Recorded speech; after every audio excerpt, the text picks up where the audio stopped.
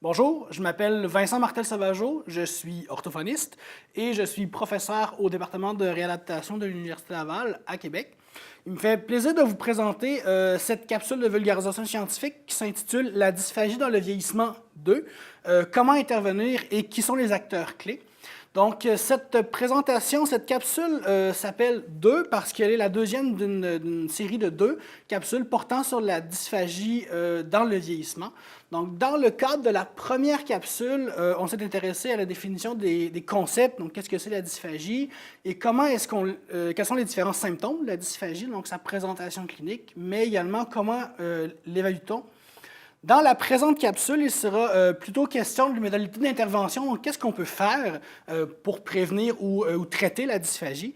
Et on va terminer en parlant de l'importance de la collaboration interdisciplinaire dans le contexte de la dysphagie.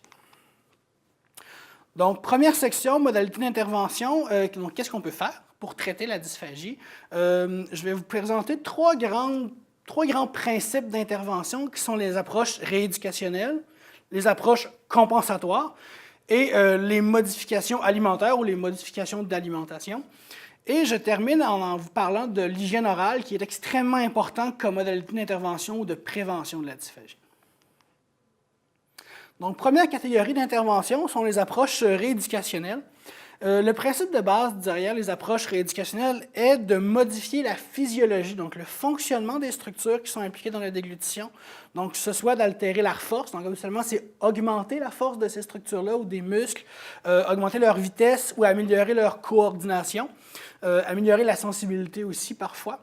Les approches rééducationnelles sont intéressantes parce qu'elles modifient de manière durable la physiologie de la déglutition, donc c'est un traitement à plus long terme, mais demande plus de temps et plus d'efforts de la part notamment des professionnels, mais également de la personne qui devra faire ces interventions-là. Donc, engendre des changements permanents, donc très intéressants. Différents types d'interventions de rééducation.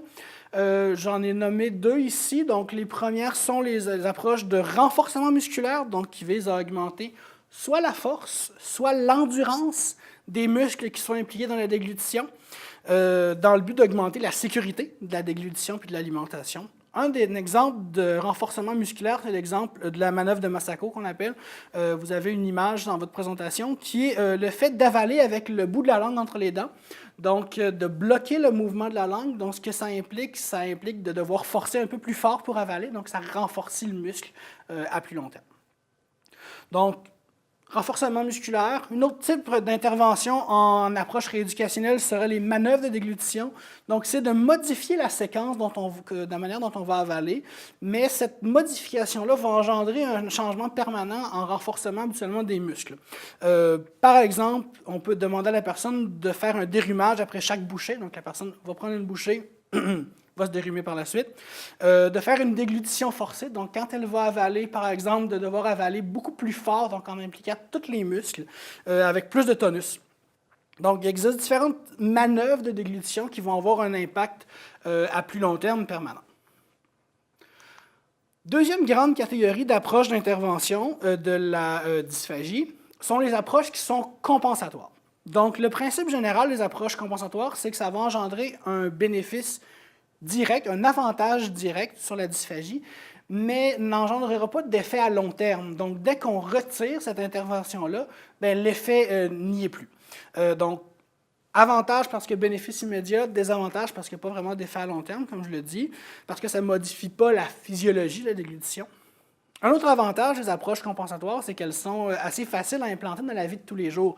Donc, on donne ces recommandations-là, ces approches-là, et la personne peut la faire avec l'aide d'un proche ou seule, que ce soit en milieu de soins ou à la maison aussi, ou dans ses milieux de vie. Donc, très intéressant, ces approches-là. Donc, je vous en ai présenté 2 ici, 2 types d'interventions d'approches compensatoires. La première serait la modification de la présentation des aliments. Donc, par exemple, de diminuer la vitesse de présentation de ces aliments-là. Ce que ça va faire, c'est que la personne va manger simplement plus lentement. Donc, il va être moins à risque d'avoir de la dysphagie. Donc, pour y arriver, il existe une panoplie de trucs, en fait, de modalités d'intervention, que ce soit, par exemple, utiliser des ustensiles adaptés, donc les plus petites cuillères, par exemple, ou des stratégies de rappel, donc utiliser une personne qui va venir en aide à la personne qui va manger pour lui rappeler de manger plus lentement, par exemple. On peut également, pour modifier la présentation des aliments, on peut présenter une altération de la séquence d'alimentation. Habituellement, quand une personne mange avec un aliment ou une assiette avec plusieurs aliments, bien, tous les aliments vont être présentés en même temps, hein. On a le verre d'eau, on a l'aliment, on a une purée ou on a un solide. Donc, la personne peut prendre différents types d'aliments et d'alterner ces différents aliments-là peut engendrer de la dysphagie ou on peut en engendrer plus. Donc, une des techniques est simplement de contrôler cette séquence-là, donc présenter un aliment à la fois, un plat à la fois. L'autre possibilité, pour certaines personnes, ça peut être d'alterner un solide ou un liquide. Donc, une personne qui va avoir beaucoup de blocage ou qui va avoir beaucoup de résidus quand elle va manger, on peut lui suggérer prendre une bouchée d'un solide, bien l'avaler, par la suite prendre une gorgée d'un liquide, bien l'avaler, donc d'y aller vraiment en alternance. Évidemment, ces recommandations-là doivent être faites par un professionnel parce que certaines recommandations pour une personne peuvent être non appropriées, voire dangereuses pour une autre personne. Donc, il faut faire vraiment attention avec ces approches-là aussi. Deuxième type d'approche compensatoire que je vous présente ici sont les approches vraiment de modification de la posture, donc assez simple à comprendre. Donc, quand la personne va devoir manger ou avaler, elle va faire soit une modification de la posture du corps ou de la tête et du cou.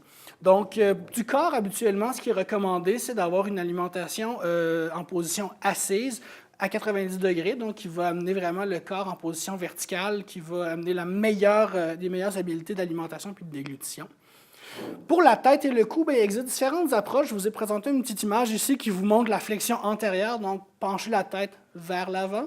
C'est une technique qui permet, on penche la tête vers l'avant lorsqu'on veut avaler. Donc, ça peut avoir l'air un peu particulier, mais ce que ça fait, cette modification-là de posture, c'est que ça va venir bloquer un peu les voies respiratoires. Donc, quand vient le temps d'avaler, la nourriture a moins de chances de se rendre dans les voies respiratoires. Donc, c'est un effet de protection. Il existe d'autres types de modifications de la posture de la tête et du cou. Donc, on peut faire une flexion latérale. Donc, on peut suggérer à la personne de pencher la tête de côté, surtout dans les cas d'un AVC ou quand il y a une atteinte vraiment d'un seul côté de la tête. On peut suggérer aussi de faire une rotation de la tête, même principe quand on a une atteinte seulement d'un côté. Donc, ces modifications-là de posture peuvent engendrer une déglutition qui est plus sécuritaire. Mais il faut bien comprendre que ce sont des approches qui sont compensatoires, donc qui ne visent pas à changer de manière définitive la physiologie qui peut être altérée.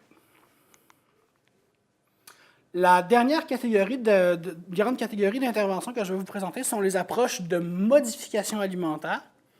Donc, le principe général de la modification alimentaire, c'est de changer l'aliment qui va être présenté, que ce soit l'aliment lui-même, mais plus fréquemment, c'est la consistance ou la texture de l'aliment. Ça peut être aussi également de changer la manière dont l'aliment va être amené à l'estomac. C'est une approche, je vous dirais, compensatoire plus, donc qui vise à vraiment réduire au maximum les conséquences médicales de la dysphagie.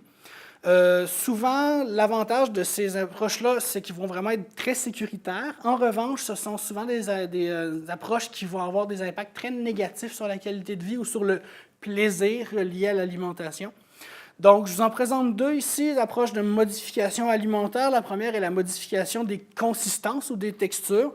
Donc, par exemple, ça va être de recommander à une personne ou de restreindre, en fait, les textures que la personne peut manger de manière autonome. Donc, parce que certaines textures ou certaines consistances vont être jugées comme non sécuritaires. Donc, par exemple, une personne qui s'étouffe beaucoup sur les liquides clairs, on va lui suggérer ou on va lui recommander de ne plus prendre de liquide clair, mais à la place de prendre des liquides qui vont être un peu plus épaissis. Une personne qui, par exemple, a beaucoup de difficultés au niveau de la mastication, bien, au lieu de lui suggérer des aliments réguliers, bien, on va lui recommander à la place de prendre des aliments qui sont un peu plus mous, donc des textures purées. Donc, évidemment, ces recommandations-là de modification de consistance et texture doivent être faites en fonction de ce qui est sécuritaire puis de ce qui est encore fonctionnel pour la personne. Autre type d'approche de modification alimentaire, ce sont les modifications de la voie d'alimentation. Donc, normalement, une personne mange par la bouche, qu'on appelle alimentation per-os. Mais évidemment, dans certains cas médicaux plus graves, il y a une recommandation qui peut être faite à instaurer une alimentation soit par gavage, donc où un tube va être placé pour amener la nourriture directement soit dans l'estomac ou dans l'intestin. Parfois, il va y avoir une voie mixte, donc on va recommander une approche où certains aliments vont pouvoir être pris par la bouche et de manière compensatoire, ça peut être pris par gavage. Donc, évidemment, ces recommandations-là sont faites avec l'équipe médicale et donc ces approches de modification alimentaire sont vraiment des approches visant à réduire les conséquences négatives de la dysphagie. Qu'est-ce qu'on recommande comme type d'intervention? Le grand principe général, c'est qu'on veut assurer la sécurité de la personne. Deuxièmement, c'est qu'on veut favoriser son autonomie. Et troisièmement, on vise la qualité de vie. Donc, normalement, ce qu'on devrait suggérer, on devrait suggérer des approches sécuritaires, mais qui sont faciles à implanter. Donc, on devrait suggérer, par exemple, de changer la posture, de changer l'ordre des aliments, parce que c'est des choses qui sont faciles à faire. Changer ensuite l'activité musculaire. Et on devrait toujours terminer normalement par les modifications alimentaires ou les voies d'alimentation, parce que c'est ce qui a le plus d'impact négatif sur le plaisir d'alimentation.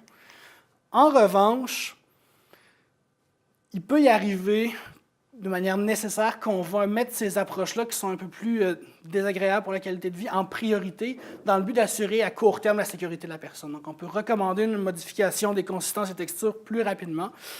Donc, ça peut être à court terme ou ça peut être transitoire. Dans certains cas, malheureusement, ça peut être plus à long terme ou de manière plus permanente. Je termine en vous parlant de l'importance de l'hygiène orale, parce que ce qui a été démontré dans la littérature, c'est qu'avant même, devant la dysphagie, le plus grand prédicteur d'une personne à faire une pneumonie d'aspiration, c'est le fait qu'elle a besoin de quelqu'un d'autre pour manger. Mais deuxièmement, c'est la dépendance pour avoir l'hygiène orale et la carie dentaire. Donc, une personne qui a de la difficulté à pouvoir faire son hygiène orale elle-même ou qui a beaucoup de caries, elle va être très à risque de développer une pneumonie d'aspiration. Donc, ce qui est recommandé, c'est évidemment d'instaurer des processus d'hygiène orale systématiques. Et donc, c'est extrêmement important d'un point de vue de santé publique, en fait. Je termine en vous parlant de l'importance de la collaboration interdisciplinaire. Je parle de l'équipe dysphagie dans ce sens-là. Donc, qui sont les acteurs qui travaillent dans le domaine de la dysphagie? Donc, c'est très variable d'un milieu à l'autre, je vous dirais, d'une clientèle à l'autre ou d'une problématique à l'autre. Donc, c'est important de penser à l'équipe comme étant flexible. Donc, ça dépend des problématiques et des besoins. Donc, différents professionnels qui peuvent être impliqués comme des orthophonistes, des ergothérapeutes ou des nutritionnistes.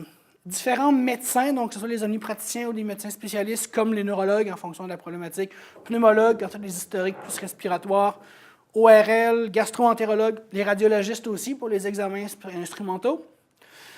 Infirmiers, infirmières, infirmiers auxiliaires, tout ce qui est préposé aux bénéficiaires aussi sont vraiment une équipe plus de proximité avec le patient.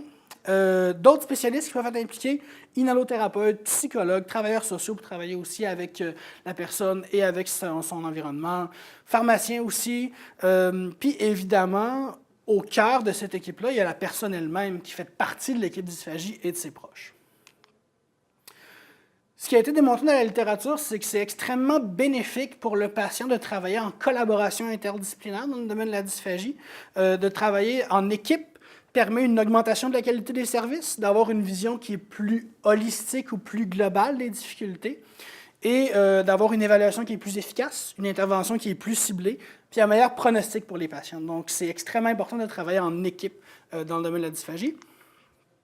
Donc, en conclusion, les interventions dans le domaine de la dysphagie devraient viser la sécurité, mais également la qualité de vie de la personne. C'est extrêmement important de faire la promotion de l'hygiène orale dans le but de prévenir les complications de la dysphagie. Et la prise en charge de la dysphagie devrait être faite de manière flexible, en collaboration, en équipe, dans le but d'avoir une approche qui est plus ciblée, centrée sur le patient. Merci beaucoup.